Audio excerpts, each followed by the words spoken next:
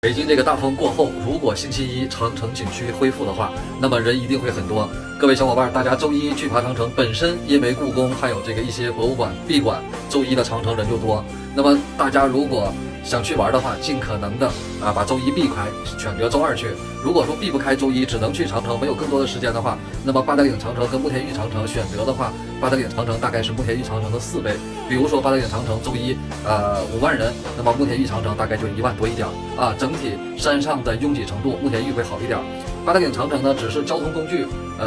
比较多，有高铁，有公交车，有这个旅行社的1日游还有什么 S2线等等。但是周一的时候，这个高速或者景区大门口景区缆车排队的情况应该会比较严重。慕田峪长城也会有排队和这个堵车的情况，但相对八达岭比的话，它会更好一点。总结一下，如果能周二、周三去最好，如果不能错开的话，八达岭跟慕田峪的话，慕田峪人会比八达岭少一点给大家做一个参考。大家周一景区能不能开，现在还不知道，大家多关注一下，好不好？